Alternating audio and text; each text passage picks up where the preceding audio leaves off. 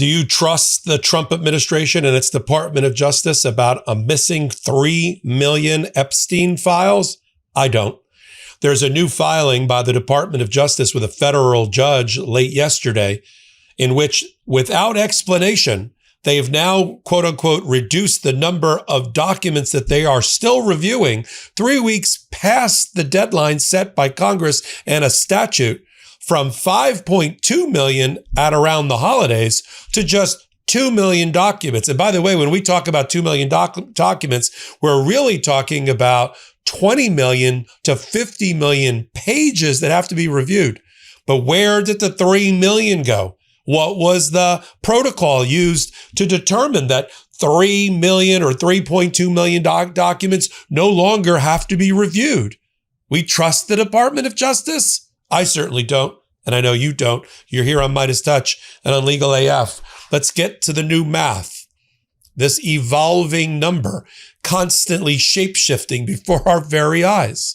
It started about 2 weeks ago when my podcast partner, Ben Meiselas, located a document in the only documents that have been produced in this case, a measly 12,000 documents representing at best 0.06% of the total pile of Epstein files still the Department of Justice is sitting on for Donald Trump. But even in those 12,000, we found a document that referred to a million pages or a million documents related to Ghislaine Maxwell's prosecution that had not been reviewed. And then the Department of Justice 12 hours later said, we found another million in the Southern District of New York where Ghislaine Maxwell was being prosecuted. But we were like, all right, well, we found it. But in any event, at least you found it. And then about a week or so later, during the holidays, Todd Blanche goes on social media as the number 2 in the Department of Justice and says, no, that number's not a million. It's 5.2 million. But we're working round the clock with 400 people to get to the bottom of it. Hooray! Now there's a new filing here that we're covering on Meidas and Legal AF. Came in late last night because Judge Englemeyer, a federal judge in New York, is where the Trump administration ran, along with Federal Judge Berman in New York, both of them overseeing the Maxwell and the Epstein matters, and begging them to allow the release of the grand jury material and other materials that were under lock and key with the judge as part of the Epstein Transparency Act. Well, now they're under the supervision of a federal judge. And Englemeyer told the Department of Justice, I want this week, by yesterday, a detailed letter explaining how you're going to protect the victims. What's your process? What's your process for redacting? What's your process for review? And give me an update. So I'm like, all right, well, they're going to tell the judge what they told us a week ago, right? There's 5.2 million documents. No, we've got 3 million now missing. Another set of missing documents. Because here's what Todd Blanche, Jay Clayton, the acting U.S. attorney for the Southern District, and Pam Bondi tell Judge Englemeyer, starting on the bottom of page 1 over to page 2 of this letter that it's been filed on the docket. Overview of the work in progress. Remember, we put it up on the screen.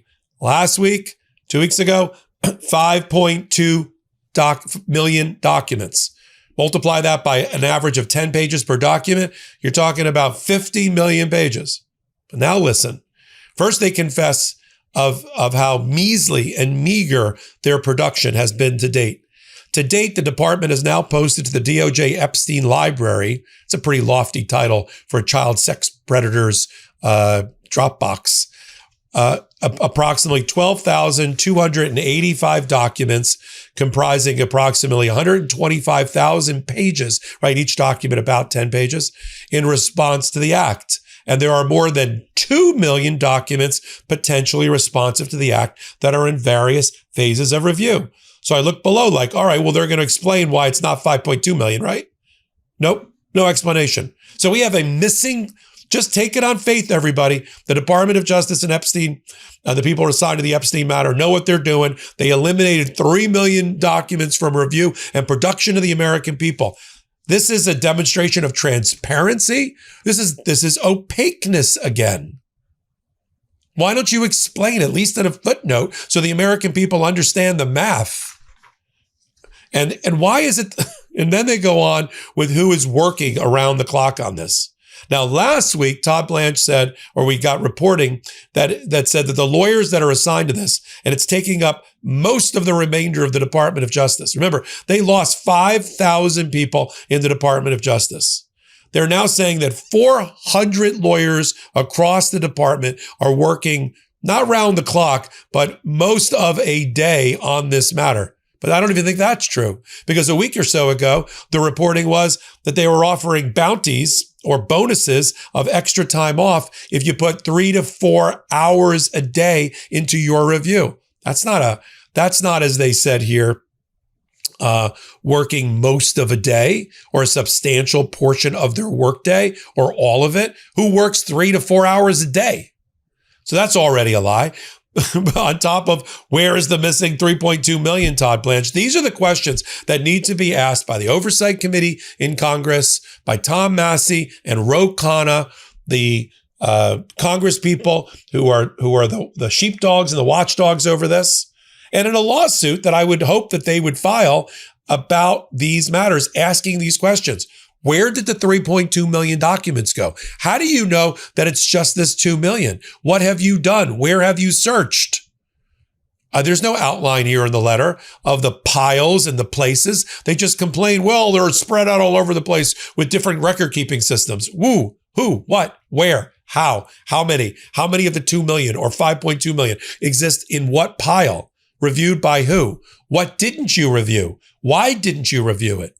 Is the IRS files reviewed? Are the Postal Service's files reviewed? You know, there's plenty of places within the executive branch to go hunting for these documents. Have Donald Trump's personal documents been reviewed? No one ever talks about that. Has his cell phone been reviewed? Has his whatever he communicated on back in the day been reviewed? We got another federal judge, for instance, Judge Chutkan, who's overseeing a federal a Freedom of Information Act request demanding the communication between Epstein and Trump be disclosed. Where is that? Yeah, it's great you have a website to protect the survivors and the victims, and they can go in an email box and tell you their names to make sure you don't F it up again. But where this begs more questions, opens up the door to more questions than it answers this filing. Let me show you how Ro Khanna and Tom Massey being the Republican, how they're responding to these types of things. Here's a clip of them calling for the head of Pam Bondi. Let's play the clip. What are you going to do about it to force them to comply? I mean, can you do anything?